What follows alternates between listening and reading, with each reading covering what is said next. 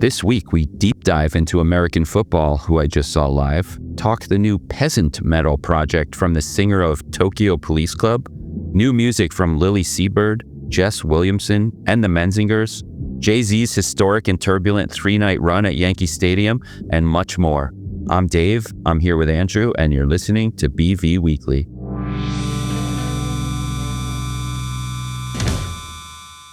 How many bands can you name that are singing about their divorce to a room full of kids who discovered them on TikTok? I don't know. Maybe Casey Musgraves.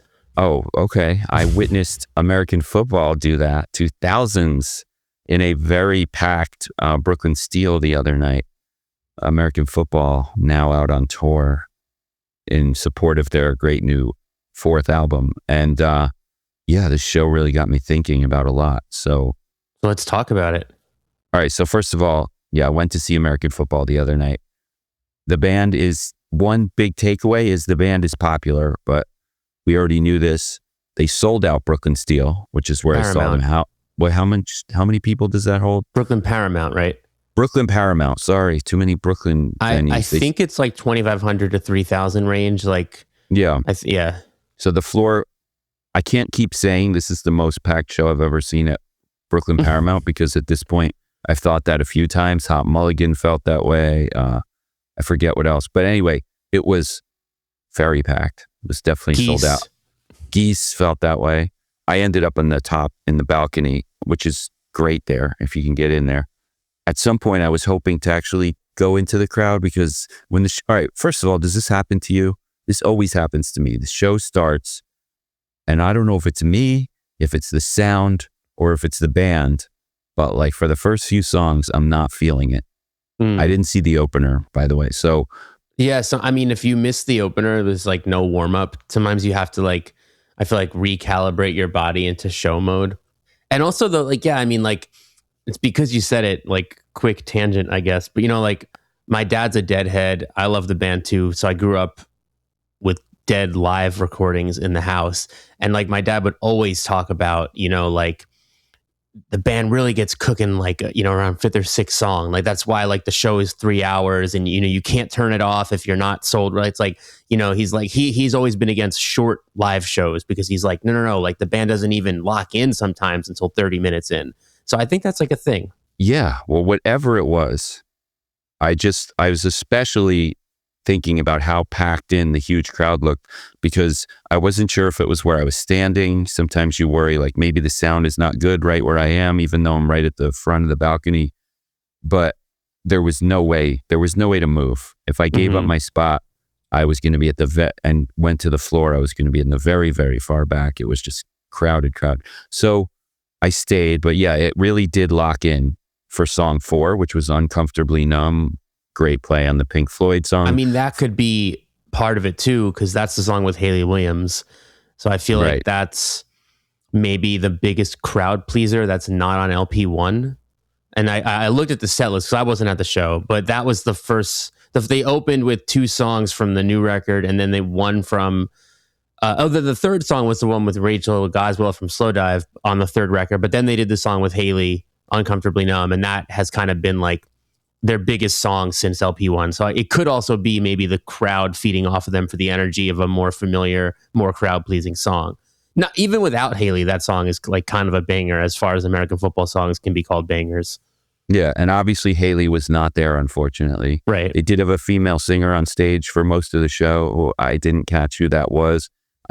Ian Sweet opened, and I do think she maybe was back for some of the set too.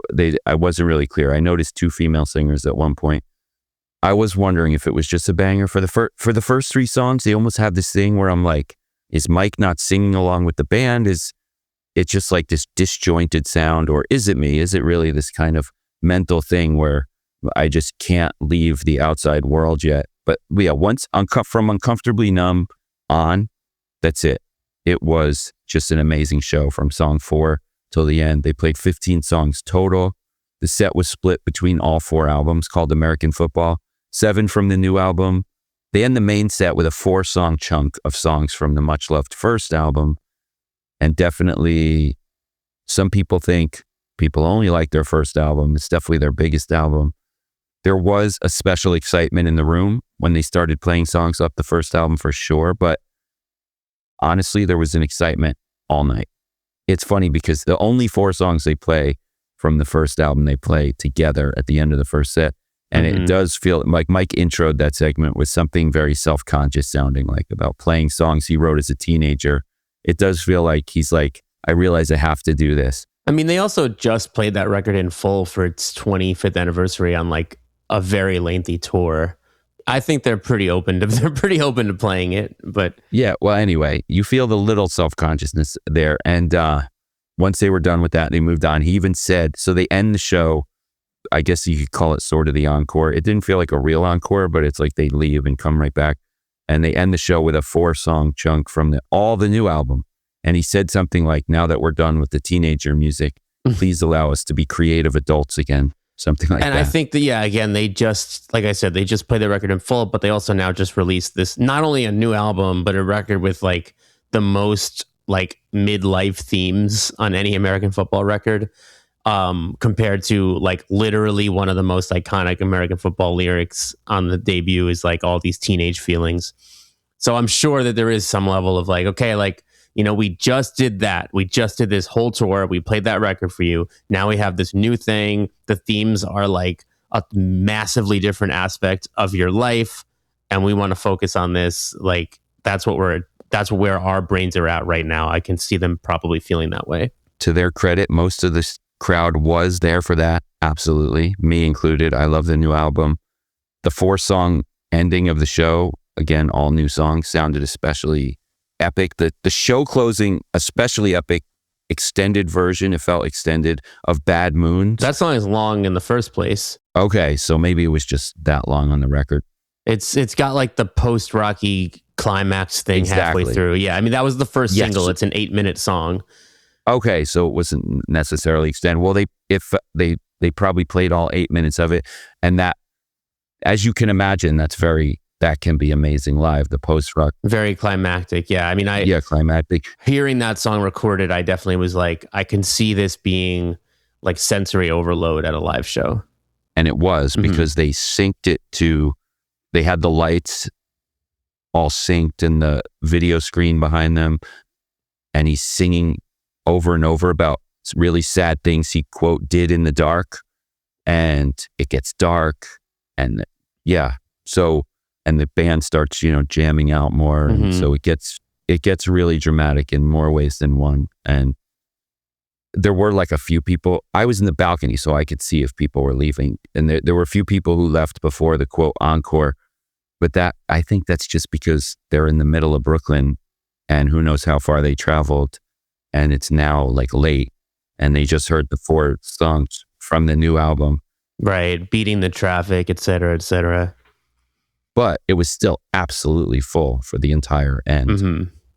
So, all right, biggest cheer of the night, competition between when the famous house appeared on the video screen behind them with the first time Steve, the drummer, blew into his trumpet. The trumpet moments, super amazing live. I mean, Steve is an amazing drummer as well. The band was so locked in. Like I said, female vocals who were none of the actual guests from the album, but really helped the show a lot. Other observations? Wait, you said the biggest moment was between... Oh, it was between the house and the trumpet. Is that what you're saying? Yeah. Okay. The house. I misunderstood and the the sentence. Yeah. Okay, that makes sense. That makes sense. And the house on the screen. There was a video screen behind them, and at some point, the house first appeared. I don't remember if that was synced with when they played the first album songs, but which could add to the cheering. But I don't think it was. But yeah. So when the house first appeared, I mean, the house is also like a part of multiple eras of their career at this point. Yeah, exactly. So I just think people are really excited when they first reunited back in 2014 and played Webster Hall 3 nights in a row, all sold out. And they did the surprise late night show at St. Vitus. Oh yeah, that I went to Webster Hall and then the Vitus show that same night. And when the trumpet came out at that show too, it was huge cheers.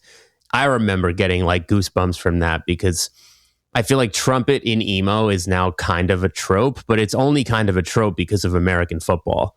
They're like kind of they did that, you know? So seeing it in person and seeing Steve still do it like from behind the drums, because he does it on the record. But, you know, you could easily picture a world where they were just like, let's get a horn section for the show, make Steve's life easier. So that he still does it from behind the drum kit, I think is like so cool of them. Yeah, it definitely feels special. And I had a great view of it from the balcony. The other observation, and I want to talk more about how popular they are. And in a second, compared to that Webster Hall run 10 years earlier, 11 years, 12 years earlier. But young crowd, right? So American football, I open this segment asking about people who discovered them on TikTok, hearing them sing in their 40s about divorce. All right, I actually saw Slow Dive at Brooklyn Paramount too recently. When I saw Slow Dive at Brooklyn Paramount, that was the realization, like, holy shit, they're popular from TikTok thing is real. The crowd was so split between like senior citizens and 13-year-olds. It was so visual in that way. Like nothing, I can't remember another example of that extreme as Slow Dive, who I think sold 2 nights out at Brooklyn Paramount. That's how popular they are now because of the whole shoegaze TikTok thing. And yeah, the crowd, original Slow Dive fans, very new Slow Dive fans. And then not until this show at American football, I think, did I kind of experience the same. The crowd, it wasn't as extreme. American football, also not as old a band as Slow Dive, I don't think. They're not that far off. All right, fine. First American football record, 99. Slow Dive's first album was in the early 90s, I think. Well. So it's same decade. Anyway, go on. It was similar. It was similar for sure. You obviously had, I think there was more of like a middle ground in American football too, though, which I think speaks to the legend growing over time thing. Yeah, I mean, can I interrupt you for a second? Yeah, go for it. Like even at the first shows back in 2014, I would say the crowd was majority people who would have been too young to have seen them in their first run. First of all, nobody saw them in their first run. They played like 10 shows and the biggest one had like 100 people. That's like well documented. They were not a big band when they were around. So even like old heads who were like, maybe were Cap and Jazz or Owls or Joan of Arc fans and then like, you know, knew of American football like existing briefly, you know, that kind of person maybe would be as excited to go see them too. But like, it really felt like the most amount of people in the crowd were people that found the band post breakup. And that was kind of true for like a lot of those 90s emo reunions back then. Because remember, this was like 2014. There was like every 90s emo band came back that year. Like Mineral played within like, I think within days or weeks of American football. And it was a very similar thing where like the crowd was, for Mineral, I think more split between people who did see them in the 90s and people who couldn't possibly have. But American football for sure it just felt like primarily people who would not have been old enough to have seen them. And so now we're like over a decade later, and I didn't go to the show, but you're telling me that it's like yet another generation who was now probably too young to have seen them in 2014. That's where I'm trying to arrive here. Is this uniquely a band who has had multiple phases of too young to see them? I don't know if it's like, I don't really think it's like necessarily unique to them. I think a lot of bands continue on generation to generation, right? Like, I mean, if you're really going to like talk about how rare is this, like if you go see the Rolling Stones, you have every possible generation well represented, literally, you know, like, because that's just a band that whether you were a teenager in their 60s, 70s heyday or younger than that, if you like rock music, the Stones are usually in your life. And then like, I always marvel when I go see Green Day at like how every time I've seen Green Day, there's a whole new influx of like 10-year-olds at the show, you know, like. But you really, when you go to a Green Day show, and I've definitely experienced this as well, you're so clearly seeing like the punk parents bringing their 10-year-olds. No, so but it's like kind of a maybe that's how they found the band. Like, but I've noticed for sure, like, you know, like a kid that young singing the words, whether look, I found the Rolling Stones because of my parents, but when I go see them and have a great time, like, you can't just take away. Oh yeah, I didn't mean the 10-year-old was being forced to be there. That didn't mean to imply that. Right. But no, yeah. I mean, that's right. Like, I think I agree with you that teenagers or young 20-somethings going to see American football are probably not there because of their parents. But I'm just saying, like, I do think there are those bands that Deftones too, right? Like, that it's so many generations of Deftones fans because you have the people who were young when they were popular in the 90s and who were young when they were still popular in the 2000s, and probably even who were young in the 2010s and they were just still popular. And then you have the whole, Gen Z finding them later, finding their old songs thing, like the TikTok thing. So I don't know. I feel like I don't think it's that uncommon, but I do think that American football, it's still super, super fascinating how this band, driven still primarily by this record that was, not really that known. It was very obscure when it came out. Again, the band didn't exist that long. And it's just that one record continues to find a new generations of fans. I think the big difference between them and a Green Day, the Rolling Stones, and Deftones is that, like, they were never on a major label. They never had a song on the radio. Like, it's all people discovering them and going to the internet and, like, sharing their discovery and like driving this band to be a generation after generation legacy band solely based on, like, basically word of mouth. Right. And Deftones is a great and bigger comparison, I think. But what's causing me to try to figure out, like, what makes American football a kind of unique situation is, even after this show, I felt like people I was talking to who don't really remember 2014 or weren't paying attention in 2014, right? That was that was 12 years ago. Mm-hmm. We can't blame people for not fully knowing their history. They're seeing this room full of kids. They've heard that this band got big on TikTok, and they're saying TikTok is the reason all these people are here. And it's just interesting to think that it's like out of the bands who got big on TikTok, how, as far as people who weren't there the first time, how they have these two distinct phases, and how, no, it's not just because they got big on TikTok. They were like a pre-TikTok version of this. The whole American football, back in 2014, it was like, if this band reunites, no, they're like big now. They were, like you said, they were playing to 10 people. And so it was this whole legend grew story. And it's almost like we forget about this kind of phenomenon of legend grew because now it's been replaced with this, like, no, it's just big from TikTok. Well, I don't forget because there's a whole chapter on it in my book. Yes. This really is a good segue to your book called Emo Revival. What date is your book out? September 8th, out on Clash Books. Pre-order now at the link in my Instagram bio. Yeah, no, that is good. I still haven't read it. Sorry, there's sirens behind me if you can hear that. That one I heard, yeah. I did know that I'm talking to one of American football historian here, my esteemed co-host, Andrew. Tell me more.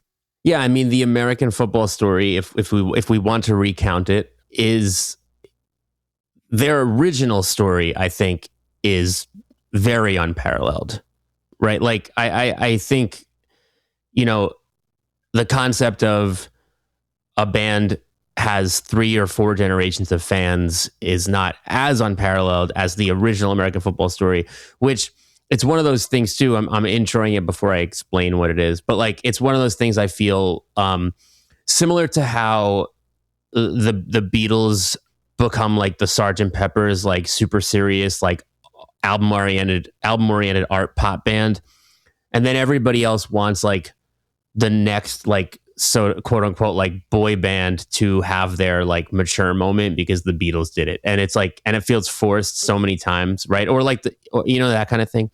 So I feel like because of American football's, like, discovery story. It's one of those things that you'll see like, oh, like there's this obscure 90s emo and or shoegaze band that no one heard of, and it's going to be the American football story. And it's like, you can't force it. It has to happen. The closest thing I can think of is Duster. That was pretty organic and pretty close to the American football legend. But like basically the American football, which was fronted by Mike Kinsella, who previously drummed in Cap'n Jazz, and he also played in Joan of Arc, which is like Cap'n Jazz, fronted by his brother Tim Kinsella. He was in like a variety of other smaller bands. And then after American football, he had his solo project Owen, and then he did the band Owls, which was basically everybody in Cap'n Jazz except Davey from The Promise Ring. And so there's like all these Kinsella bands, right? Whether it has Mike and or Tim Kinsella in the band. And American football exists for just a few years. They play again, like you can count on like, it's something like 11 or 12 shows that they play. The biggest one had 100 people in the audience, so roughly. And they recorded their album knowing they were breaking up. They were basically like, we're breaking up. They were like, they were going to focus on college, I think, and stuff. And they were just like, we're going to record it and put it out, but we're breaking up. And Polyvinyl put it out because they liked it, but they had no expectation of it being a seller. It wasn't even pressed on vinyl originally because they just saw no reason to put that kind of budget behind it, because they were like, it's just going to be a small seller. So it was like CD only, and maybe it was cassette. I don't remember. There was just no expectations from the band or the label that it would be anything other than just like, a small record that fans of other bands in this orbit would probably pick up, but that would be really it. And like throughout the 2000s, after their breakup, slowly but surely, a new generation of music fans who were like, young kids when American football first briefly existed, just find this band. And actually, to mention my book, like, because American football and Cap'n Jazz basically influenced every single emo band that formed from like 2008 onwards. And so like they're like the two easiest to like I'm talking to an indie oriented underground DIY emo band from 2008 through like the end of the 2010s. They're probably influenced by American football and Cap'n Jazz, both bands that were broken up by the time that they would have really started to like find their place in the music scene. So I would always ask, like, how did you find like American football or these bands in general? And it was really fascinating to hear all these stories from basically millennials, because I'm a millennial and I found American football when they were broken up, and there's like a few different ways, and they're all kind of similar, but they're also like a little bit different. But like basically, like I found American football because I was into Owen, and I was like, oh, Mike Kinsella has an older band. A lot of people found them on that emo blog Forfa. There were like torrents that would be like 50 90s emo records that you need, and like people were digging back into 90s emo because emo was so popular at the time, with like the 2000s bands. So this is all these kind of like, and then Polyvinyl as a label continued to kind of like grow and grow and grow, and like had like kind of a core audience of people that just liked stuff on Polyvinyl. Like they, I feel like a lot of like Sub Pop had that, obviously, like Merge and Matador had that. So like you kind of also had people who were just like listening to everything on Polyvinyl and finding American football that way. They were like all these kind of things. And so the band just kind of like slowly but surely becomes a band that all these people start liking separately. And then like at a certain point, like especially when you get this new generation of emo bands that are overtly influenced by them, it's like, it's kind of like loud and clear in the forefront. Like, oh, American football are one of the most influential bands in the entire genre. When they did the reissue of the first record in 2014, like it was huge. It was the opposite of when the record first came out. They, sold out of the first pressing immediately. They had to like quickly repress it. And it was just like, at this point, like it's one of the biggest things. And they weren't even planning on reuniting when they did the reissue. And when they saw the reaction, it was like, I think we got to play some shows. And I forget if it's Steve Lamos or Steve Holmes, two guys in the band are named Steve. But one of them said in the interview for my book, like, they did Webster Hall, they announced it, and they were like, I don't even know what that venue is. But I looked it up, and I saw that we were playing the same week as Soundgarden, and I was like, how could we be playing a venue that Soundgarden are playing? Like, that makes no sense. Like, we're not going to be able to sell it out. And then, as you said, they sold it out one night, 2 nights, and then 3 nights.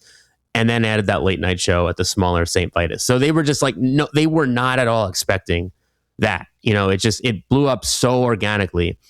And then, they stuck around, they played those songs live. They kind of like, they never really got back to like full-time touring, but they do weekenders, festivals, constantly playing this first record.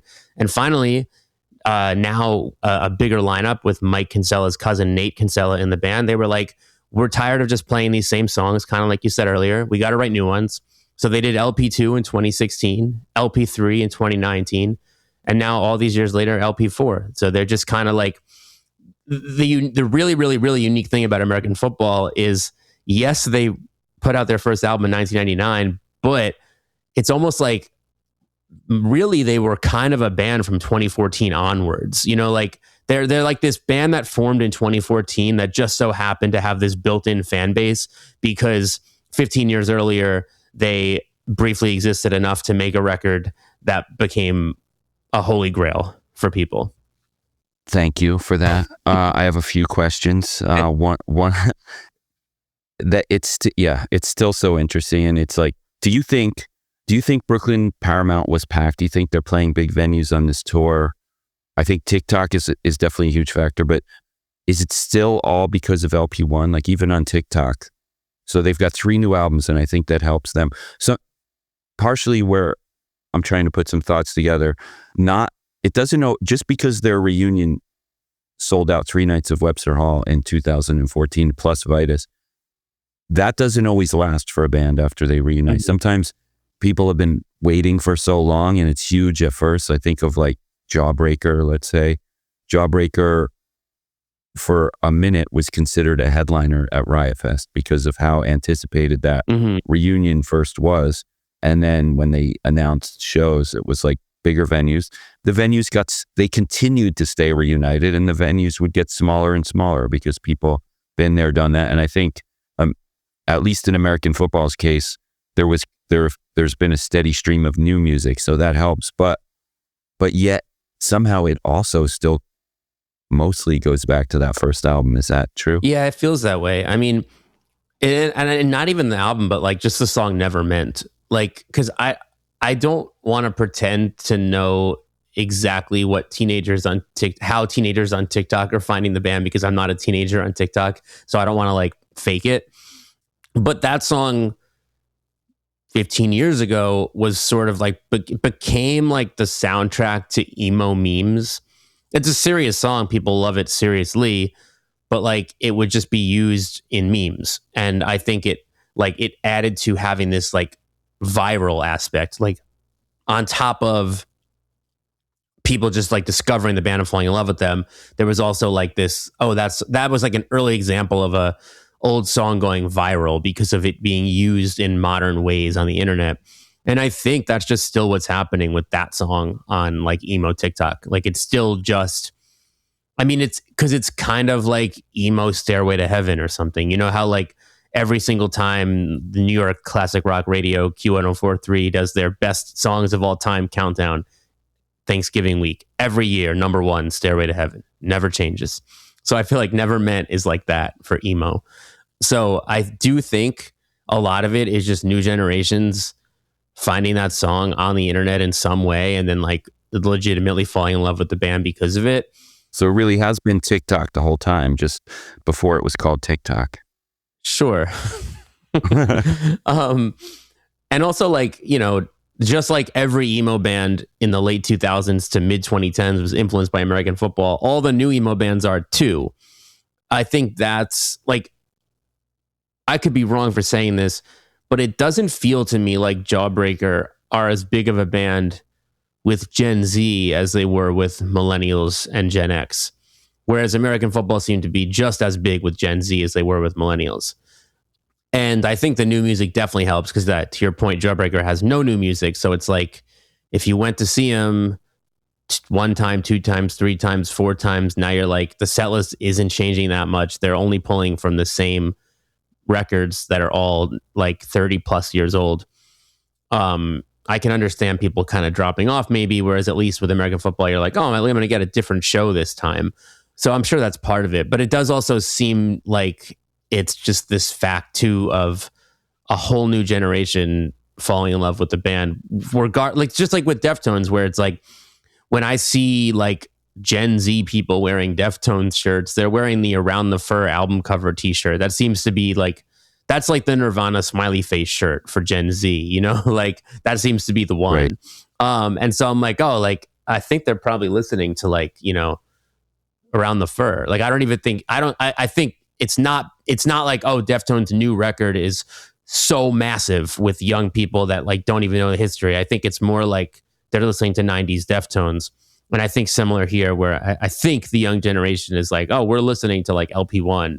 Hopefully they like LP 2, 3, and 4 as well. I mean, I think LP 3 is their best album, but they do seem to be one of those stories, and like, unfortunately, like, I don't like this. I wish this wasn't the case, but it seems to me like it's like there's always excitement for a new record, and then over time it just kind of slides back to LP1.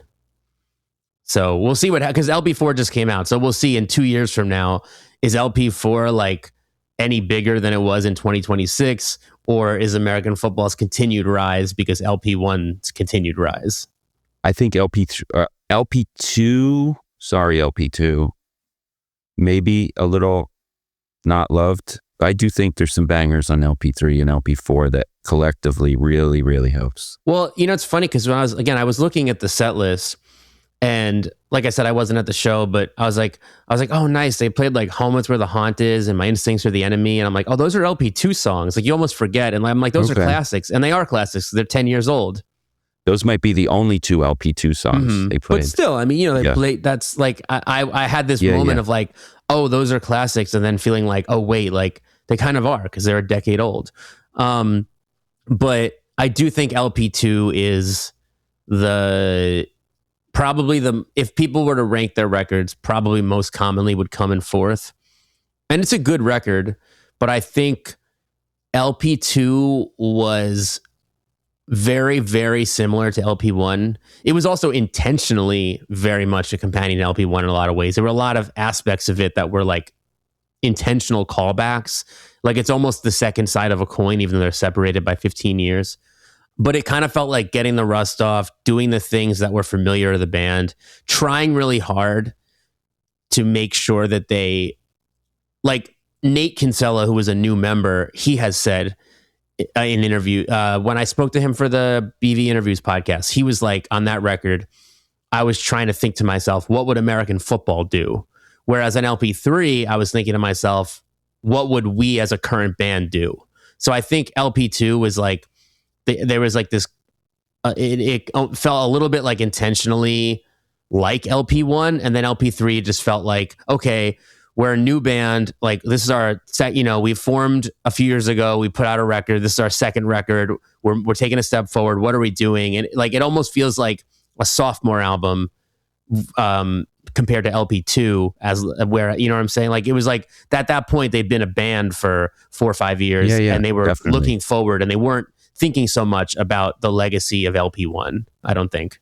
So American football, we've established, very influential. Nobody is doubting that. But can you name some, and you said every emo band has some influence from American football. Can you name some current notable emo bands or any bands that have very specific American football influences that you can hear? I mean, it really is everyone though. Like, it's because like the sort of mathy, noodly, twinkly guitar style that you hear in the large majority of emo bands, people literally call that Kinsella riffs. I mean, it's just like this sort of, melting pot of American football, Cap and Jazz, Owls, and Owen, and maybe Joan of Arc, but less so, I think. Like, guitar styles all melding and then being spit back by this new generation, by multiple new generations of bands, and then Kinsella riffs. Like, it's honestly just, it feels like answering like what bands are influenced by the Beatles, kind of. All right. Well, like speaking as less of an emo scientist, all right, like American football and Cap and Jazz share members, share blood, and both get called Midwest emo. And collectively, like you said, there's Kinsella guitars. Okay, there's similarities, both very influential. But to me, American football are also like a dream pop band. I would recommend them to friends who like shoegaze and without even mentioning emo. And Cap and Jazz feel kind of like a post-hardcore band, a more aggressive band to me. So take emo out of the equation, and American football is post-rock and dream pop. Yeah, and they would love to hear you say that. Okay. Because they were really, I think that they kind of get called emo because, you know, they were on Polyvinyl. Mike was in Cap and Jazz. They were friends with Braid and the Promise Ring. Like, they were listening to Chicago post-rock bands like Tortoise and the Sea and Cake and Steve Reich, you know, like the experimental composer. Those were like the main influences for American football.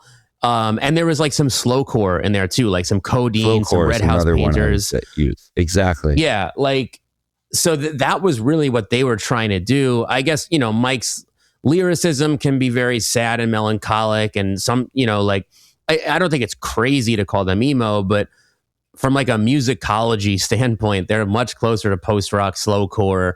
You know, there was like a jazz influence on some of the, you know, like chord phrasings and rhythms and stuff. I mean, to me, American football and also Mineral's second album in particular are these emo bands that were like very much also slowcore bands. And like, you know, to me, I'm like, if you wanted more music like Mineral, I would sooner point you to Codeine than I would to The Promise Ring. Right. So now you've named 3 90s bands. And that's why I come back to the question when I said, give me some modern bands who you very specifically hear American football in, being that they're so influential and that they are in every emo band. I'm thinking more, give me more bands that kind of scratch that slowcore side, post-rock itch of American football. Yeah, I mean, I think they do show up in that kind of some of the UK art rock stuff, like Black Country New Road and Death Crash, and why am I blanking on the other band I was just about to say? Caroline. Yeah, Black Country New Road, Death Crash, Caroline. I feel like they come up in some of that stuff. Bands that I probably wouldn't call emo, but like probably would call post-rock or art rock. Death Crasher for sure, slowcore. And then there's sometimes a little bit of emo in there. And I would imagine that, you know, I don't know if they're directly influenced, but they've probably heard the records. So there's stuff like that. And then, I mean, the reason I say every emo band is because if you ask an emo band, like, are you influenced by American football? Like, they'd be like, that's like asking a punk band, are you influenced by the Ramones? Like, of course we're influenced by American football. So I know that for sure. Whereas outside of emo, like, I don't know if like how many of the post-rock and slowcore bands of current times are definitely influenced by them. But I do think, like, if you wanted more music like American football, you'd probably actually like sooner find it in a band like Caroline than you would in like Hot Mulligan, even though Hot Mulligan definitely are influenced by American football and have at least one song that sounds a lot like them. So in some way, there's really nothing as American football as the new American football albums. Oh, that's definitely true. I mean, it's like there are a lot of bands that sound just like Cap and Jazz, but there aren't really a lot of bands that sound just like American football. There's a lot of bands that are influenced by American football. I mean, like the first Foxing record, which, because they get post-rocky, is probably more similar to American football than other emo things, or like the first The World Is record, although I also feel like as far as Kinsella goes, they're almost more like Joan of Arc. But stuff that leaned post-rocky and more melodic and softer in that realm. But yeah, they are not as like straight up imitated as Cap and Jazz are. So Title Fight famously pivoted to shoegaze, a different kind of vibey music popular on TikTok. And actually, maybe American football are really just part of the shoegaze TikTok thing, because American football are not default, shoegaze to me. I think they have songs that are definitely dream pop, They absolutely have been a post-rock band since day one. I wouldn't say shoegaze. They don't really have distortion that much. They don't really do. But if you're saying that TikTok loves old vibey music, it all kind of fits. Yeah, I think that the slowcore and shoegaze and certain dream pop and post-rock things all fits into this sort of... There is a trend, I think, that Gen Z likes slower, like chiller music. Like with Deftones, it's not just like, oh, Deftones old hits are popular. It's specifically deep cut Deftones songs that lean shoegazy get like viral on TikTok. That's what happened to Super Heaven, right? Their big viral song, Youngest Daughter, wasn't one of their singles back in the day. It's just their shoegaziest song. So yes, there is absolutely a trend, I think, of like the current like 20 somethings are seeking out this like chiller music. And that brings us to Title Fight. Mm-hmm. Are they ready to could they headline arenas now because of their hardcore music or because of their shoegaze Both, music? the whole combination. Are Title Fight an emo band? I mean, I think Title Fight are an emo band, but I also think they're a melodic hardcore band and an indie rock band and a shoegaze band. And are they influenced by American football? Title Fight are not as directly influenced by American football as a lot of the other like fourth wave emo bands that, you know, they don't really have the whole Midwest emo thing. I think Title Fight's influences that I would call emo are more like Lifetime, Texas, The Reason, Jawbreaker, Sam I Am, like the kind of more melodic hardcore and punk leaning emo. But I would wager that the members of Title Fight like American football. Title Fight are in your book, right? Oh yeah, in emo definitely. Revival. So by default, they are now emo. Well, no, that's not true. Being in the book does not mean you're emo, and there's, you know, those caveats are explained in the book. We do agree that if Title Fight reunited now, it would be way bigger than 3 sold-out nights at Webster Hall. Mm-hmm. But Title Fight keep insisting they have no plans on reuniting, and yet it kind of just happened, did it not? Kind of. Ben Rustin, their drummer, who's also in Citizen now, got married, and there was an acoustic semi-Title Fight reunion with Ned, Jamie, and Shane. I guess the groom couldn't play. But I saw there was, you know, some footage going around, and I saw them covering a Walter Streifels solo track. That's the one that's, in my feed a lot. Yeah, and then I saw, I forget if it was Shane or Jamie playing with Alex Russin, which is Ned and Ben's older brother who's in Cold World and other bands, playing an Oasis cover with Alex. So is it a Title Fight reunion? I mean, it's the closest thing. But like, you know, every single interview with Ned Russin asks about Title Fight reuniting. And what I remember him saying at one point was, the reason that we don't want to say we are broken up, because they don't say they're broken up or on hiatus. They've never said that. They just have not played since January 2018. A show which I love to point out was with Turnstile. Can you imagine? It was on Long Island. I might have been Amityville Music Hall. But like, can you imagine a Title Fight Turnstile bill in 2026? How big that would be an arena show. Title Fight just played that show and have not played since, and they have never given any statement on what they are or aren't. So we can't even say they're broken up because they don't say that.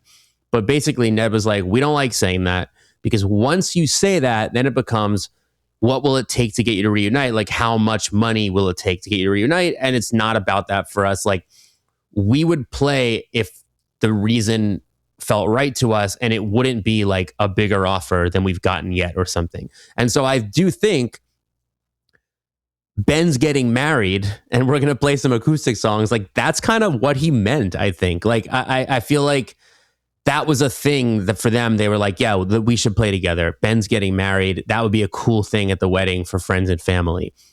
I'm never saying never. I mean, I still think we might see a Fugazi reunion at some point. Hey, maybe we'll even see a Smiths reunion. Who knows? Like, you know, stranger things have happened. I also just think when a musician is getting married and a lot of musicians are in attendance, you often have a lot of musicians getting together and playing some songs. Yeah, so, yeah. Right. Like, it's like, why would they not, kind of? Like, it must have been really fun. It must have felt so good, you know, to play with those people. Well, that's part of why it gives people hope. Right, to of see course. them We're wondering playing together. where the seeds planted. Like, I mean, it was like there was everybody got so excited when Minor Threat took a picture together. Like Right. so like I don't know. My breath is not being held for a title fight public show. I would obviously love it. I don't think that this means we're closer. Obviously, always wishful thinking. Also, on an extremely similar note, modern baseball, right? Bren Lukens just played their first public show in ages, and their set list was like all modern baseball. We know that Jake and Ian from the band are constantly busy in Slaughter Beach Dog. Like, they are actively touring and recording musicians. They love playing music. And then Sean, the drummer, has Steady Hands, which is less active, but like Bren is the one who's been totally gone. And so for them to not only return, but play almost all modern baseball songs at this show, which I saw footage of, which just people looked like they were, it felt like didn't like Jeff Mangum play like a solo show before Neutral Milk Hotel reunited? That was like, right? Yeah, it felt like that. So I think similarly, we are all now wondering, could this be a seed being sown for modern baseball? What we need is a modern baseball title fight co-headliner at a stadium. I think that's what the fourth wave emo scene yearns for, even though they probably would prefer it in like a basement. So there's no beef between Bren and the other members?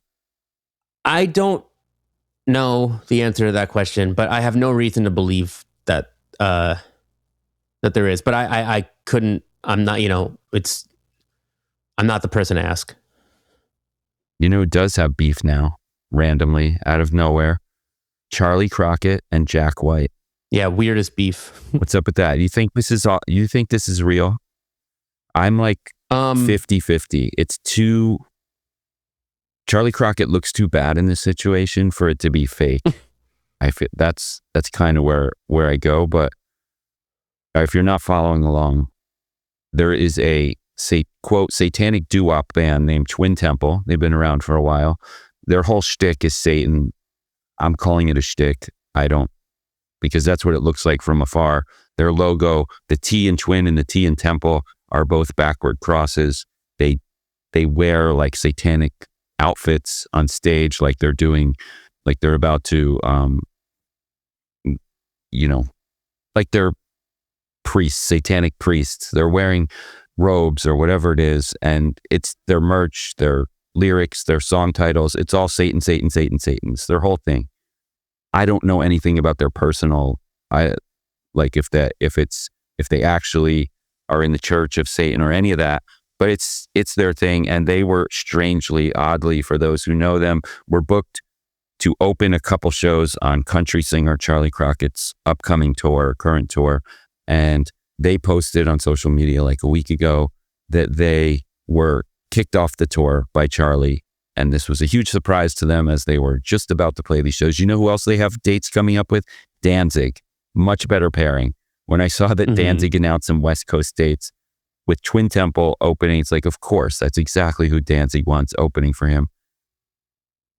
So meanwhile, this escalated because Charley Crockett has posted a lot of responses of this, many which he immediately deleted. Charley is known for deleting social media. Like, I think even a few months ago, I had just happened to notice when Goldmine had Charley on the cover, Charley had no Instagram posts up. So it's not completely out of the ordinary for Charley to delete his entire account. But he posted responses like, sorry, I'm not backing down from this. Satan, you're not winning today. Some of those posts were deleted.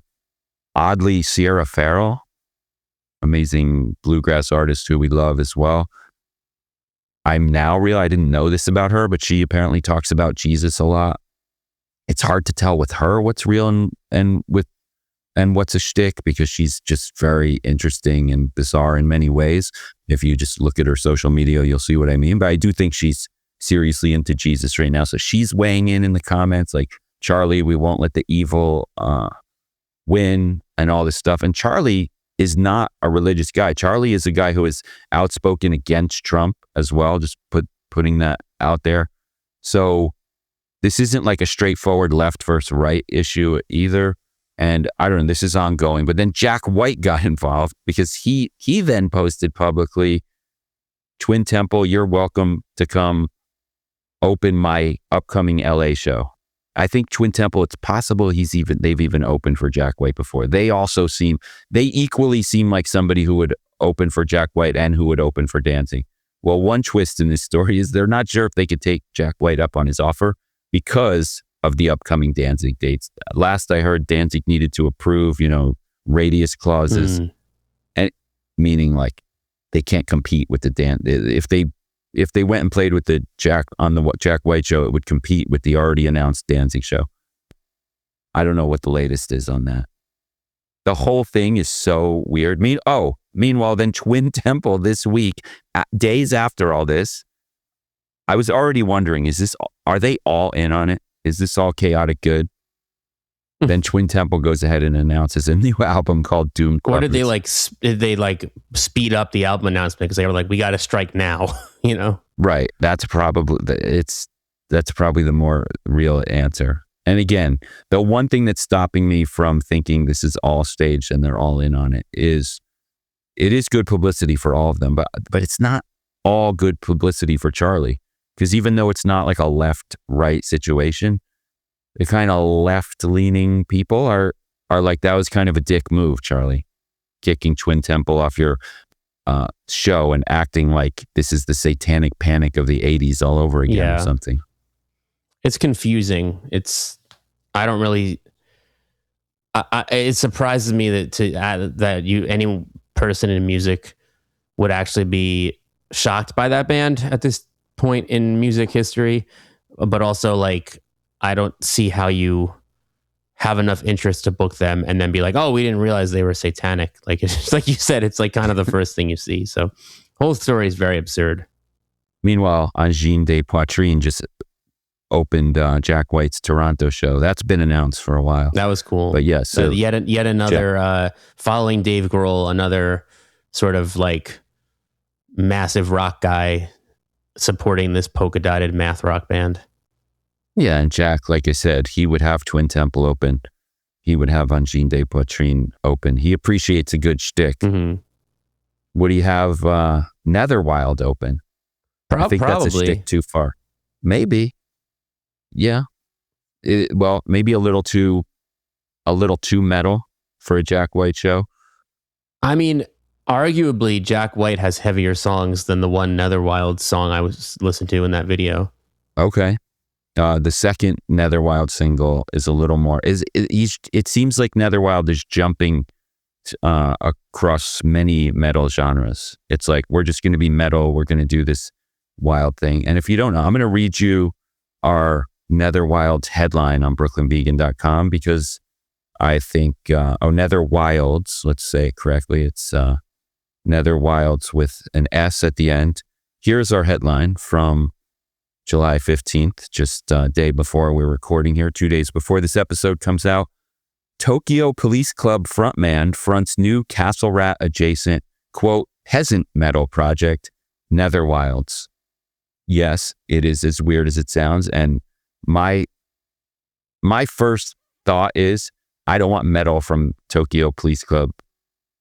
So this is already bizarre. But all right, let's get past that weird, like, I'm going to hate this without hearing it. I'm going to hate this without seeing it. I'm actually loving this. I'm loving it for me, the metal fan, who also was a big Tokyo Police Club fan in 2006. So this kind of feels like an amazing new chapter for both of us. And here's the story. So Tokyo Police Club frontman Dave Monks started a TikTok and Instagram account around 2 years ago with an alter ego Netherwilds. He's dressed up like a peasant from the Middle Ages with a brown dirty robe, and he's got like fake bad teeth in. And so I didn't watch a lot of the old videos, so I can't exactly describe them, but it worked. It went viral. I don't know if viral is the right word, but it became popular. So he's got this alter ego called Netherwilds, apparently peasant metal. Almost 2 years later, he has turned this into an actual band. It's a 1, 2, 3, 5-piece band. And you might say, for me, who missed what was happening for all these 2 years, this just came out of nowhere for me. Tokyo Police Club went on a farewell tour in 2024, which is also around the time he started Netherwilds. So I hadn't been keeping up with what Dave was up to. Totally missed this chapter. But you know what else I missed? I missed it also in 2024. He was the bassist in a new metal band. So already the shock should have been 2 years ago when I should have realized that the singer of Tokyo Police Club, a dance punk indie rock band, was now playing in a new metal band. Well, that new metal band called Clockwise, 3 of the members, including Dave, are also now in the band of Netherwilds. So it doesn't seem like Netherwilds was supposed to be a band, but they have now pivoted from being just a social media thing to a band. And like I said in our headline, Castle Rat adjacent. So Castle Rat right now, speaking of like this fantasy Wait, I have metal to interrupt thing. you. Yeah, this go ahead. To me is the most absurd part of the headline. How many people do you think have heard of both Tokyo Police Club and Castle Rat? Yes. And you make a great point because I have a group chat with a bunch of friends who all also very much know who Tokyo Police Club is. But unlike me, they do not know who Castle Rat is. Unlike me, they definitely haven't seen Castle Rat live. So to them, the headline was extremely bizarre just because they could only imagine what Castle Rat adjacent meant. But that just made it all the more funny and bizarre because, and by the way, I don't think Netherwilds is meant to be a completely serious thing, but it seems very purposely fun is maybe a good way to say it. And, in a way, Castle Rat seems very purposely fun. So Castle Rat is this kind of fantasy metal, doom metal band who dress up. Who we've talked about extensively on this show before. True. And they also dress up in costumes and they have a giant rat that comes out on stage and they slay it with a sword. And, it's like very Conan the Barbarian, or who's the female Conan? Because it's very Frank Frazetta art inspired. It's, and so Castle Rat, so not only does Netherwilds shtick, if you want to call it that, peasant metal shtick, fit right into that world instantly, but there's already multiple crossovers. Netherwilds has announced a new album coming called, the album is called Peasant Rising. By the way, 22 tracks. Some of them, unclear if all 22 of those are songs or how short they are. And two of the songs are out now, one with a very fun video. And they've announced that they're signed to the same label as Castle Rat. I hear that they share a manager. And Netherwilds, while I wasn't paying attention, actually showed up at a Castle Rat show very recently in California. They hosted a costume contest at a Castle Rat show. This is appropriate. Fans came also dressed in their Dungeons and Dragons costumes. And the costume contest was hosted by Dave Monks, aka Netherwilds himself. So all these things, both in vibe, costume genre, metal costume genre, fantasy metal costume genre, and actual crossover, both in label, behind the scenes manager, and in real life at one show so far, is what leads me to call this Castle Rat adjacent. All right. And I'm here for this. All right, one last point. Netherwilds would have fit right in on the Castle Rat, Death Clock, Amon Amarth show. I almost feel like if you put those 3 bands in a blender, that was a tour that recently happened. All 3 bands, very shticky, very fun, very over-the-top metal with various cartoon and costume aspects. You've got Netherwilds. They should have been the 4th band on that tour. They weren't ready yet. So Netherwilds actually just played their first show in Toronto like a week ago. So we'll see where this goes. Well, hey, full circle, you're talking about Tokyo Police Club being indie rock, dance punk. Don't forget that they are also a little emo adjacent. American football inspired? Influenced? I would, if I had a bet, I bet Dave Monks is at least a fan, probably. Who's the emo bands they most take after? What emo bands do they most take after? Tokyo Police Club. I don't know, but I just feel like they were on, they were on Saddle Creek. I believe they toured with like Angels and Airwaves once. I just think they were in the ether of emo things, as well as being very much in the indie rock world. That's all. I don't know that they. Yeah. I mean, the math rocky guitar. Yeah, it might have been. I mean, they had like a. I'm looking at shows they've played as we speak to figure this out, and they did some shows with Maps Analysis. Speaking of mathy guitar, so that just came up for me as you said it. But yeah, they had a punk energy to them, like probably. And then, like Dave's sibling is the singer of Dilly Dally, who are very much a punk band. Like, I think there was punk in the Monks household. They were super young. When I saw their first show at Mercury Lounge in 2006, they definitely were not old enough to get into Mercury Lounge. Probably had to sneak them in the back door and put them on stage. So there you go. And actually, I'm remembering I saw them with Jimmy Eat World at the Dine Alone South by Showcase one year.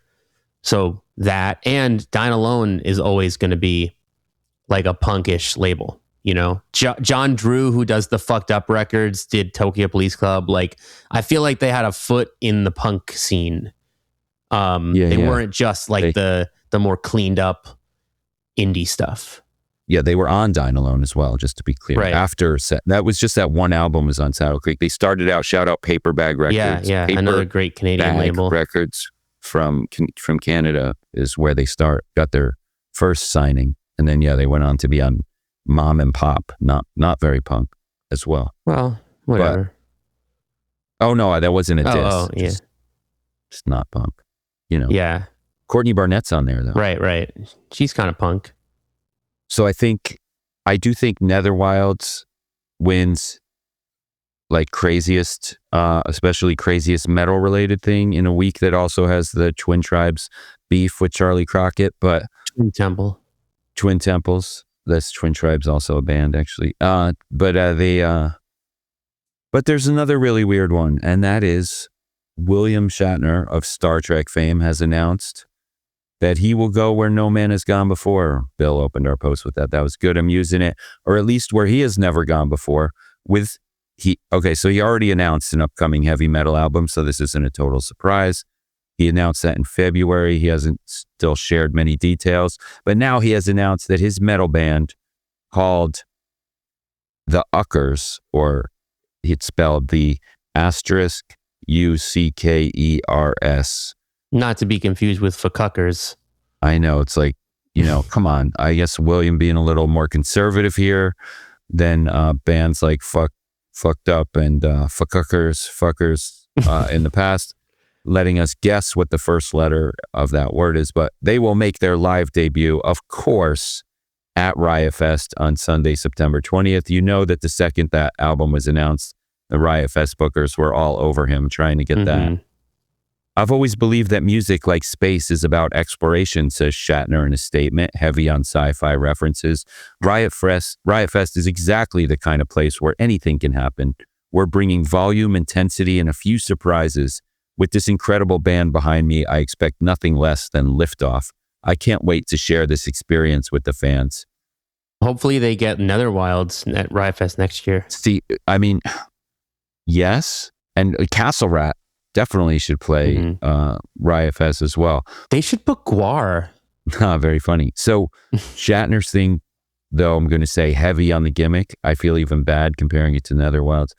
It's gimmick on another level, really. But so his backing band, though, are all actual guys who play in other metal bands. So it's going to be interesting. Now, what do you think is weirder? William Shatner playing metal at Riot Fest, or Napalm Death playing Tiny Desk? Napalm Death playing Tiny Desk is badass, but it's not unprecedented. I mean, come on.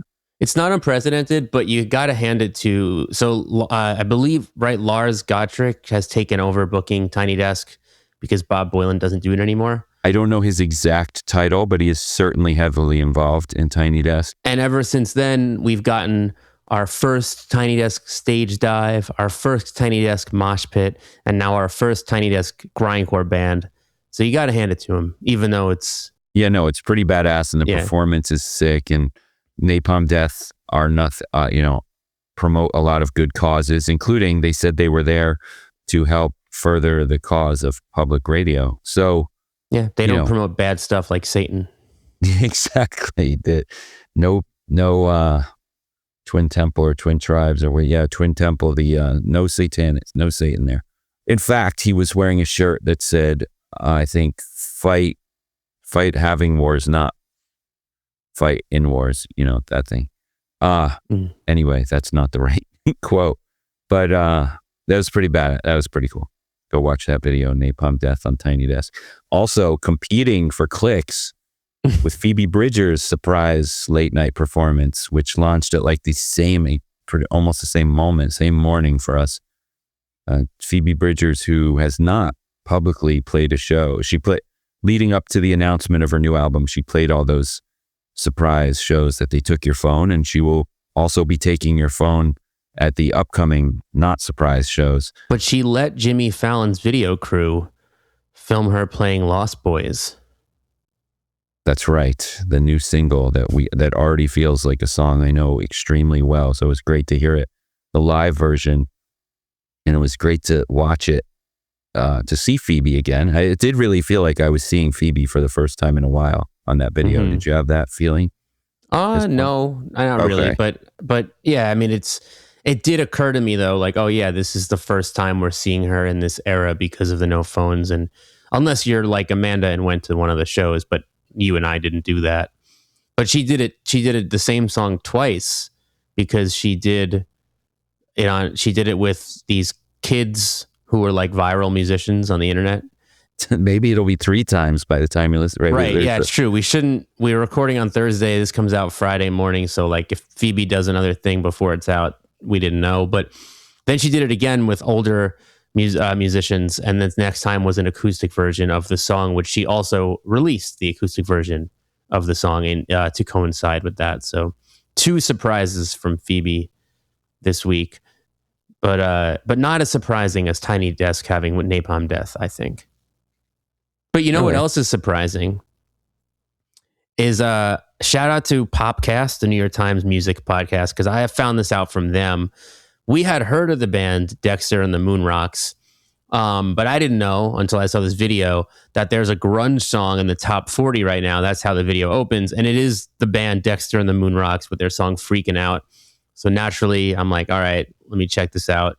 And I mean, especially because on one hand, I was like, well, that's fascinating, but it's also like there is precedent. We have talked on this show a lot about 90s alt rock coming back into fashion and artists like Olivia Rodrigo doing it. So I'm like, all right, like, is it going to be that? But like, no, this looked and sounded just like one of those, post Pearl Jam, like post grunge bands from 1993 to 7 or so. They have the look, they have the drawl. I guess they're also sort of like a country adjacent band, or sometimes do country. I don't know a ton about them, to be honest, but like they did some interview where they like talked about how country and grunge aren't that different, which I'm sure Neil Young would agree. So yeah, there's a grunge song called Freaking Out by Dexter and the Moonrocks, and it looks like it could have come out of Seattle or some band that wanted to look like from Seattle in 1993 or 4. And it is surreal to me, like more so than like, say, Greta Van Fleet having like Zeppelin music on the radio whenever they did that. It's a little mind-blowing to me that they're straight up a top 40 song that's just like this overtly grunge. I'm kind of, I hope it leads to some more good things, because we love a lot of music that sounds like 90s grunge that's new that isn't anywhere near the top 40. So would you say it's grunge or more post-grunge? I also listened to it. I've listened to it like 5 times in a row. I mean, if we want to talk about if we want to debate grunge versus post-grunge, we might need another episode of BB Weekly. All right. Well, John Caramonica, this was, like you said, Popcast. It was one of his Song of the Week videos. He compares it to Hoobastank.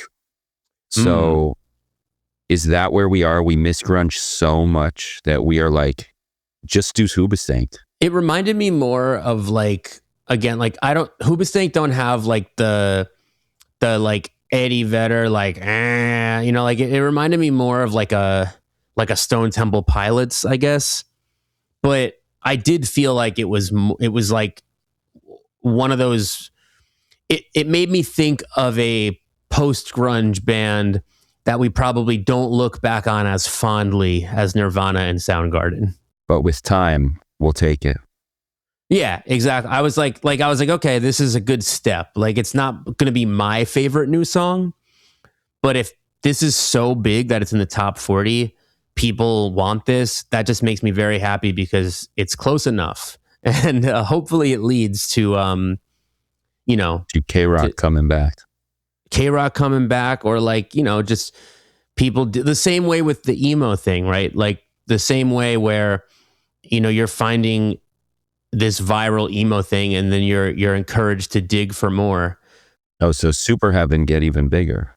That's right. Super Heaven is a good example of like, that would, if people like this Dexter and the Moonrocks song, maybe they just got to go listen to not the shoegazy Super Heaven songs, but the grungy ones.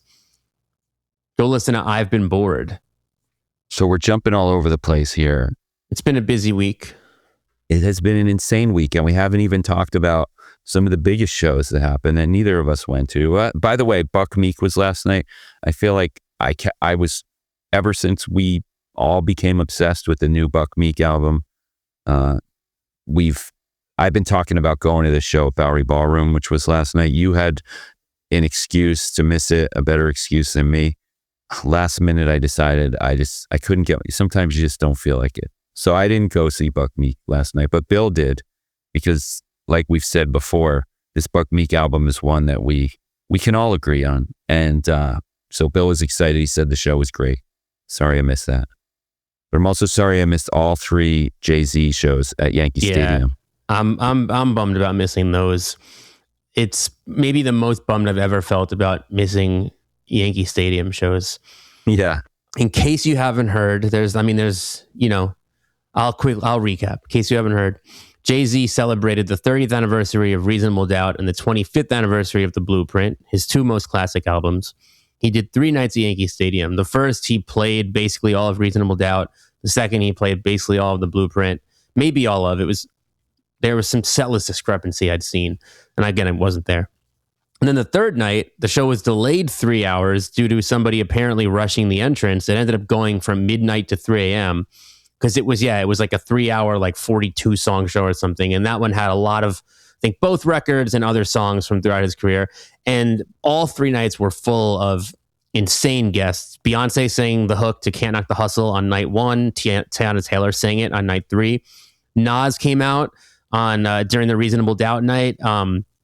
For like I think a medley of songs. They started with Dead Presidents, which is the Reasonable Doubt song that samples Nas, and went into The World Is Yours, New York State of Mind, and Where I'm From. This obviously is a massive moment from New York hip hop, with Nas and Jay-Z having feuded, including The Blueprint being the album where Jay-Z has his Nas diss track. But Nas and Jay-Z they've made up a long time ago. They've played together in New York as recently as Webster Hall's reopening night in 2019. So it wasn't the first reunion of these 2 people, but always a big deal to see them on stage together. Alicia Keys sang Empire State of Mind on night 1. In like 2040, oh, that's weird to say. 2040. And like 2040, we can expect some Kendrick and Drake. I had the same thought. And I was like, oh man, like if they're like on stage together in the future playing Poetic Justice, being like, we're friends again, it almost feels, I'm like, no, don't do that. Like, I don't know. Like, I was like happy Nas and Jay-Z made up. I'm like, Drake and Kendrick don't need to make up. It seems less likely right now. Anyway. It seems less likely right now, but we'll see how like history goes. Also, things were different too. Like when there was that whole sort of reckoning with like maybe these hip hop beefs are getting a little too real thing, and that Nas and Jay-Z kind of came together during that moment. Another person who, rapped on an album about that moment was Eminem with Toy Soldiers, and he came out on night 2 during Renegade, the Eminem Jay-Z song from Blueprint. Which, speaking of Popcast, I guess I'm just gonna have to mention it because I've noticed it. They had another video going. I've seen it in my feed a bunch of times of, did Eminem really murder Jay-Z on on the Blueprint on Renegade? A claim repeated for decades because of Nas saying that on his Jay-Z diss track Ether. Let us know at bvweekly@gmail.com if Eminem really murdered Jay-Z on Renegade. I will not weigh in because Popcats did a fantastic job already. Well, it's it. And I wonder if that video clip you're seeing comes from the entire episode they did, which was... They did a Jay-Z episode. Well, they debated what... One of them took Reasonable Doubt and one of them took The Blueprint, and they debated which was better. Oh, that would be fun. Do you have an opinion? I guess I'm going Reasonable Doubt. Yeah, I'm going Reasonable Doubt.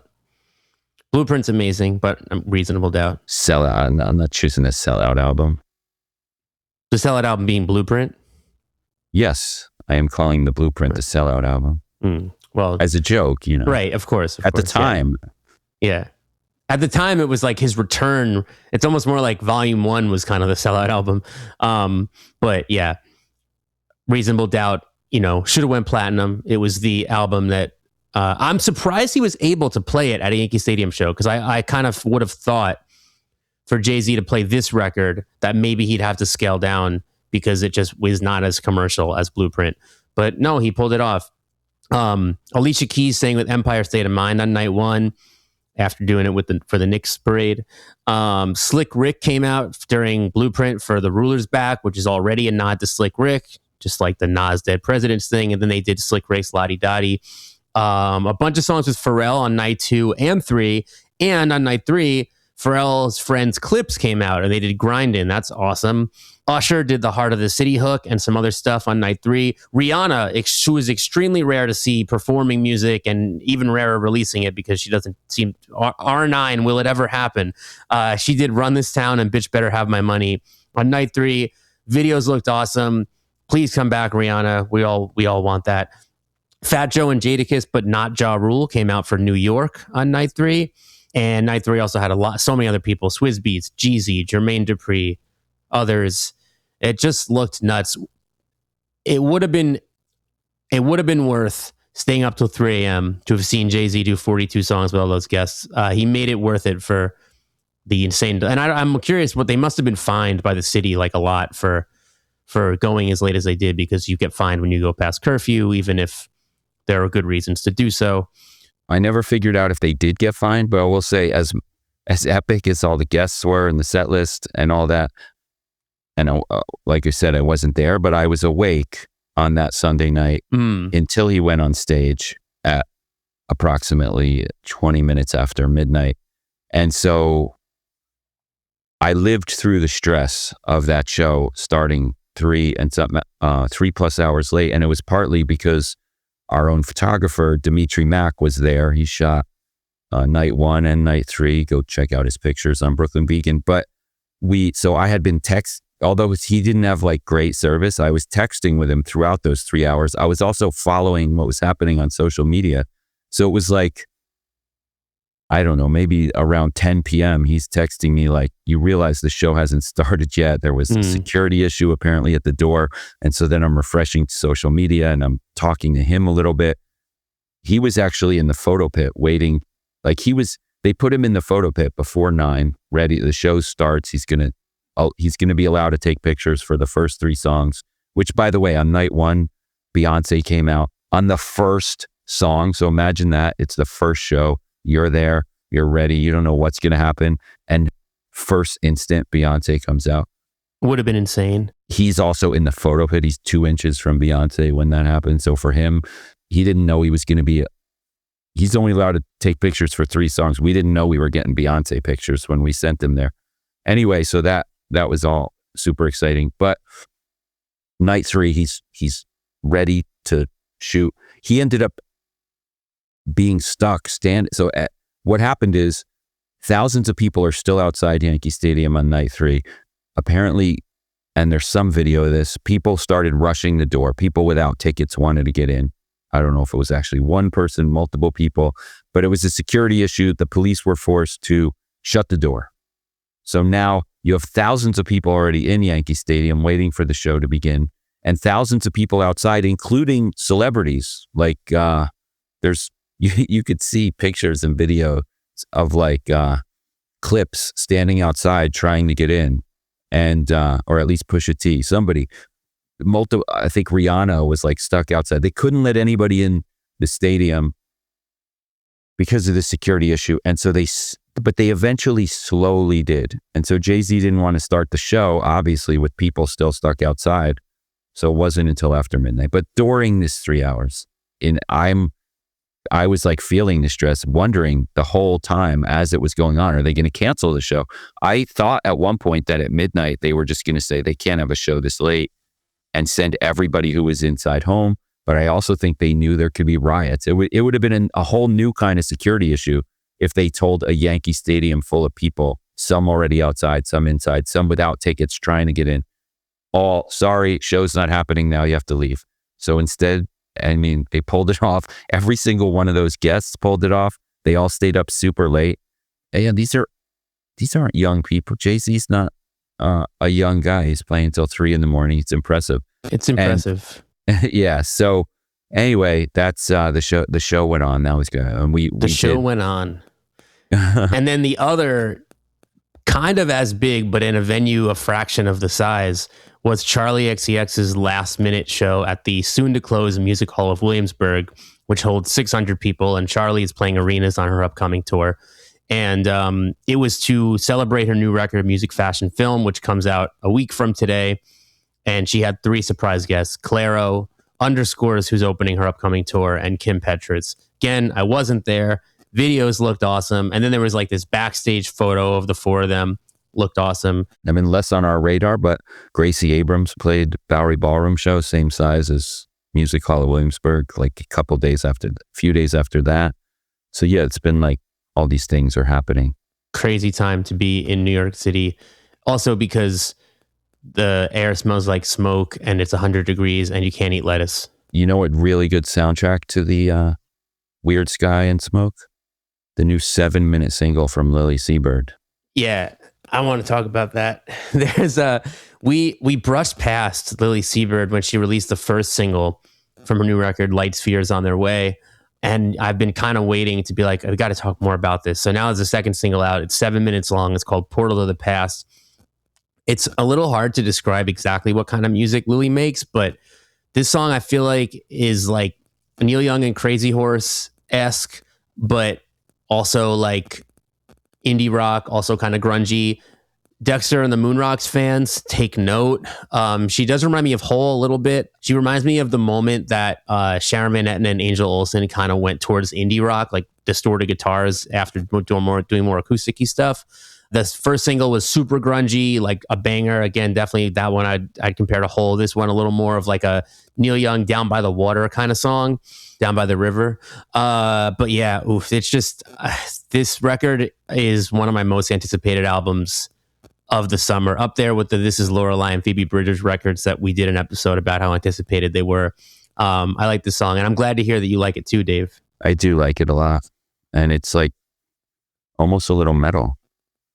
Yeah, I mean, those riffs are like, you know, again, it's got that sludgy Crazy Horse kind of, which, I mean, I've always thought that Hey Hey My My would be a really good song for a sludge metal band to cover and slow it down. I don't know if I definitely heard Black Sabbath in it, but then I realized I think a little Stairway to Heaven and some, a little David Bowie, Ziggy Stardust as well in there. Yeah, she's hard to pin down. And her voice also throughout the album, which I have heard, so we'll talk more about None of that was about her voice, but yes. Okay. But no, yeah. I'm just saying though that, but in addition to what you're saying, piggybacking, she has a lot of like different vocal styles throughout the record. Yeah, it just kind of like there are moments where she's like a very like classic like 60s folk singer, moments where she's more of like a grungy kind of yeller. Like it's just a lot of different stuff. So it is very hard to pin down what this album reminds me of, but it's just really good. Really good. Can't wait for it to come out. By the way, justice for This Is Lorelei, who you just mentioned, Just Like Heaven, the California fest, 2-stage fest at the Rose Bowl, which is kind of like the indie sleaze, classic indie, 2000s indie fest, whatever you want to call it, which has Matt and Kim, LCD Sound System, The Strokes, Chromeo, The Rapture, and Feist, Twin Peaks all playing it. We noticed when it was announced, they sometimes put a newer band on. So This Is Lorelei was on there, which was very fitting, I thought, because This Is Lorelei brings me back to a lot of indie of that era. But they just announced the set times. He's on second on the big stage at 12:45 p.m. Come on. Yeah, kind of a slap in the face to follow our last episode about the most important artist of the decade so far, but because he's definitely playing earlier than a lot of artists I wouldn't put on a list like that. But I'll Yeah, maybe it has to do with when they booked him. And yeah, he's the Chapel Roan of Just Like Heaven. I won't name names, but he's definitely already sold out a bigger New York City venue than some of the others who are playing after him can do right at this moment. All right. And speaking of that list, another, and also speaking of country-ish, indie-ish stuff, another song from this week that I'm really, really, really into is Jess Williamson announced her new record, A Mile South of Heaven. Jess was in that duo Plains with Waxahachie, which I think is a big part of Waxahachie's kind of country pivot, that record. And this is her first for New West, cool label that to see her on. Rap Boys are on that label now too. It's been a big year for New West, picking up already awesome artists. Shooter Jennings produced the record, and the first single is called Goodbye to All That, and it's much more country than some of the like country-ish indie leaning things that Lily Seabird kind of could even be. It's more like acoustic guitars, a lot of pedal steel, but definitely has like an alt edge. And I think the song was instantly like, I was like, oh, this is a great lead single. And I've already played it a lot, and I haven't heard anything else from this album, but I'm like itching to hear more from this one. Well, like you said, Shooter Jennings, is that like, if you wrote an article about indie country, there's like 10 Lily Seabirds in there, but there's all these artists that we'd consider MJ Lenderman and Jason indie country. You don't really see them grabbing a producer from the bigger country world usually, do you? So is that right? I mean, I think Jess is more, especially at this point, like she's almost more like a country artist with an indie side, like kind of like a Joshua Ray Walker type, versus like Lily Seabird, which is more of like an indie rock musician with like a country side. Right, despite her album with Waxahachie. Right. She seems, I mean, again, like I think it's been going in that direction because her earlier stuff is a little different if I remember correctly, but I don't want to speak out of turn. But it seems, I mean, being on New West, working with Shooter, it does feel like if she plays Stagecoach, I wouldn't be shocked. Whereas like it would kind of be like, I might get stopped in my tracks if MJ Lenderman was booked on Stagecoach. Like it wouldn't be crazy, but I'd be like, oh, this is like, we got to go on BB Weekly and talk about this, you know? But if we see Jess on the next lineup, I don't think we're going to stop the presses. Should we talk new albums? Yeah. I mean, it's been a long show. Let's name some, but another band that pops up all the time in my book, Emo Revival, who are not an emo band. So again, it doesn't mean that you're emo, is the Menzingers. And they've just been the best band forever. And this new record. Band. Definitely my description of them. Yeah. They are just, every record is good, and this new one is no exception. They did it with Will Yip, who they worked with on After the Party, and it's great. Quicksand, also Lifers, another new album out this week. It's kind of going back to like a raw, gritty sound for them, like a little more in touch with Walter Schreifel's pre-Quicksand hardcore roots, but still Quicksand, very much through and through, still a Quicksand album.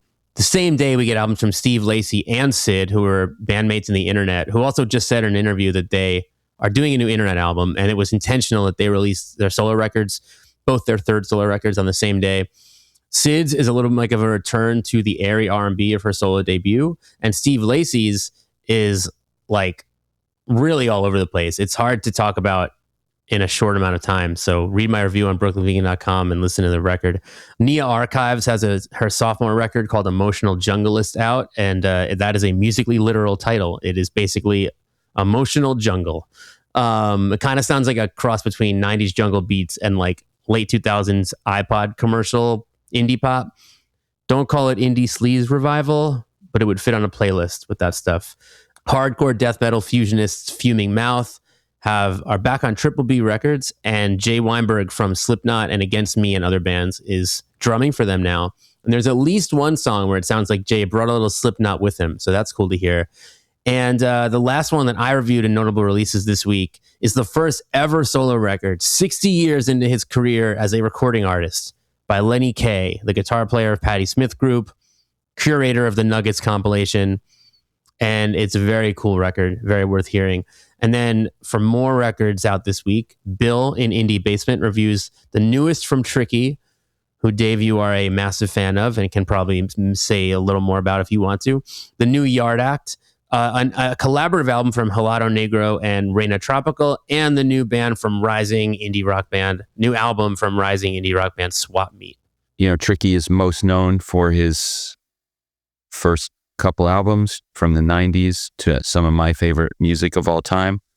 And maybe his output has been a little uneven through the years, but really, I don't know if I haven't heard the whole album yet. I don't know if Bill calls it a return to form necessarily. That might not be the right expression, but definitely saying, check this album out.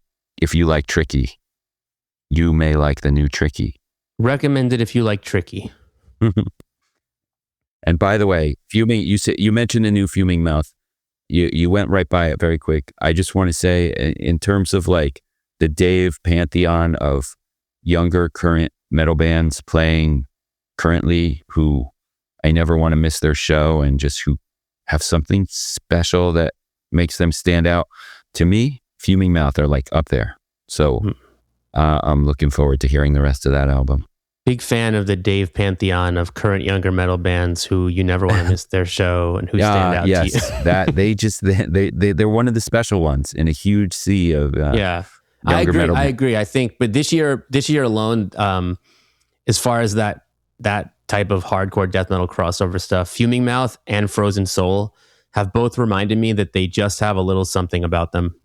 Absolutely. And on the black metal side, we have a new Holder album coming, which also in that special club in my mind. So what else? Oh, stay tuned Monday, because Bill also talked to Tricky for a new interview, which is going to be the new episode of BV Interviews. Meanwhile, if you haven't already, go listen to the new episode of BV Interviews, which is out today, or maybe if you're listening to this episode like a year from now. Both of these episodes have been out for a year, right? Anything's possible. Anyway, on the new episode, we have Swerve Driver, who Bill talked to about their debut album, Raise, which is turning 35, ahead of the tour, which is celebrating that anniversary, the Brooklyn Vegan Presented Tour. To be specific, we are excited about. Bill also talked to Swerve Driver about the current shoegaze revival. He asked them if they're shoegaze. Go listen to find out more and listen and subscribe to the BV Interviews podcast. Just take a second to say, have you subscribed to BV Weekly yet? Subscribe to both Brooklyn Vegan podcasts. Thank you. All right, more news. It's been a big week in metal for many reasons, many that we've already gone through on this episode, but maybe none bigger than the announcement of a new Mastodon album with a new single with Josh Homme from... Nobody knows how to say his name. Thank you.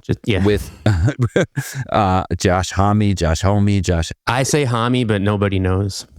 Yeah, I mean, I used to say home before I even realized. Yeah, I used to say home. Someone told me it's Homme, so I go with that. Yeah. But I think it's one of the... No one will get upset if we say it wrong. You're not allowed to... There's no wrong pronunciation of the Josh from Queens of the Stone Age. And it's been a big week for him, too. We'll get to that in a second. But he appears on the new single, not his first time. He was also on Mastodon's 2006 album, Blood Mountain. Mastodon's new album is called Marrow Deep, and that makes now 2 very Mastodon-sounding singles you should go listen to. But yeah, Mr. Josh H. Wait, but it's also their first album without Brent Hines. Yes, of course. And I think it is, so far, it has felt nice, I guess. It feels good that the songs sound like Mastodon. It is very, very sad, obviously, that Brent is not part of it, and wouldn't have been even if he was alive. But, I think it would be reasonable to feel nervous that they wouldn't sound like themselves without him. And I think they sound like Mastodon songs, which is nice to hear.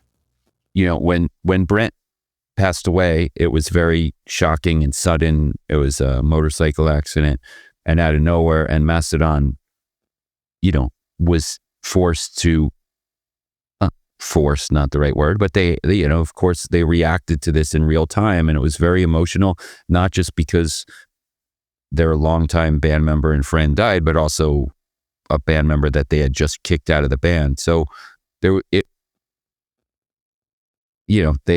since taken some time to reflect on the situation, and also wanted to get their version of like the story and how they're feeling about it out to people. So just days before this announcement, they also released a short documentary where they address all this, which you can watch on YouTube. Meanwhile, like I said, it's been a big week for Josh H, because not only is he on the new Mastodon song, that came not very long after he was revealed to be on a new Shania Twain song. He's on the new country pop rock single Faded Blue Jeans off her album Little Miss Twain, which is out next week. And then Queens of the Stone Age also released a new song. No album announcement yet, but new song, a very acoustic-y easy song called Easy Street, featuring another country singer, a little more indie this time. Country singer Nikki Lane appears on the new Queens of the Stone Age song. So just to get that straight, Josh on the new Shania Twain song, Josh on the new Mastodon song, Nikki Lane on the new Queens of the Stone Age song. Did I miss anything? Not to my knowledge. Also huge news in metal, but on the sad side, rest in peace to Mike Browning, original drummer of Morbid Angel and singer of also great band Nocturnus. Also, rest in peace to 120 Minutes creator and host Dave Kendall.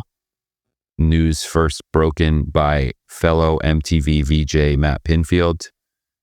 I also want to give a shout out to longtime Brooklyn photographer Tim Griffin, who also was a good friend of Dave Kendall. So also condolences to our friend Tim, who's especially feeling this one. In more sad news, L7's Jennifer Finch was diagnosed with brain cancer. A GoFundMe was launched. Please help her out if you can, because L7 also recently announced a farewell tour. And I'm just realizing on air, I'm not sure. I don't know that they announced if the tour is off or... Okay, yeah, the tour is still happening, but Jennifer will not be on the tour. So yeah, go help out. GoFundMe. Jennifer, we are thinking about you. And moving on, more news. Neurosta Steel, who we talked about on a recent episode a bunch, has announced his first live shows since releasing his much talked about Decades in the Works album, My Skyscraper. They'll be doing 2 shows at New York City's Nightclub 101. They both sold out almost instantly. Also, I saw there is a Chicago show being announced soon if it hasn't already. But those were the only 2 shows we saw announced this week. Fiona Apple released a new song. It's called Horns of a Bull. It's the theme song from the new Anya Taylor-Joy starring series, Lucky. Have you seen that series? I haven't. But I listened to the song. It's good. What'd you think? I like it. It's good. It sounds like it's a substantial, real Fiona Apple song. You know, like sometimes you're like, oh, it's the theme song of a show. Is it a real song? It's a real song. It's good stuff.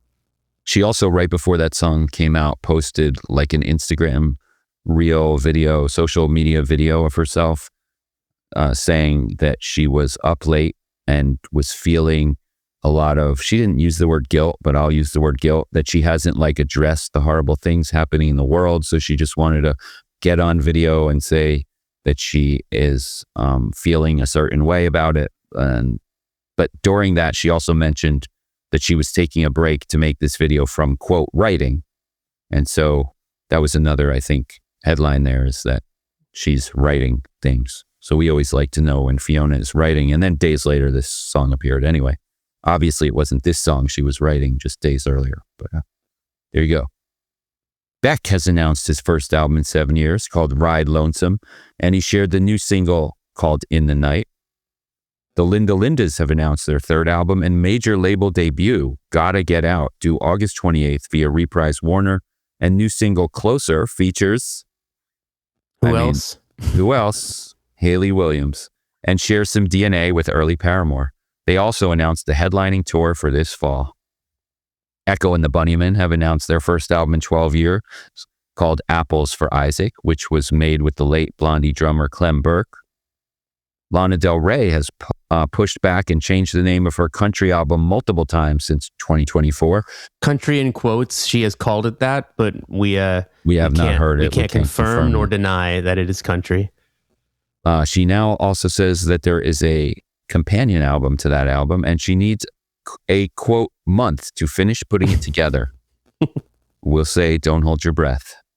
We've got a very cool new item in the Brooklyn Vegan shop at shop.brooklynvegan.com, which is an exclusive blue and white vinyl variant of the Blue Velvet soundtrack for its 40th anniversary. We're always launching cool new vinyl variants. Oh, and we also have 2 exclusive colors of that new Mastodon album we just talked about. We also have 2 new colors of the just announced Waves album, which is a collab album with Say Anything. We've got some represses of many classic metal and punk albums, including Gojira's Magma, 10th anniversary anyway. We've got the new Dinosaur Jr. album, our exclusive purple and white splash final variant of that one.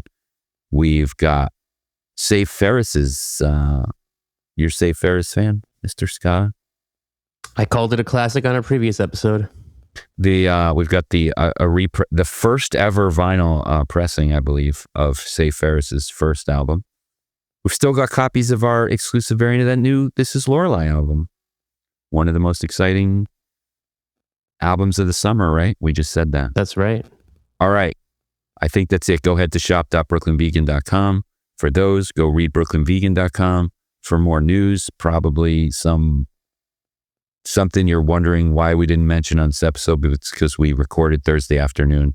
And by the way, our episodes always come out Thursday night, Friday morning at 3 a.m. So if you can't sleep, turn that on. Until next week. Thanks for tuning in. Dave and I will be back every Friday morning with new episodes of BV Weekly. And in between the episodes, you can always get much more from us at brooklynvegan.com, on all of our social media, including Facebook, Twitter, Instagram, TikTok. You can pick up records from us at shop.brooklynvegan.com. And if you like what you hear, tell your friends about us, subscribe to the show, give us a good rating. All that little stuff goes a really long way. It really helps us a lot, and we really appreciate it. So until then, thank you again, and see you next time.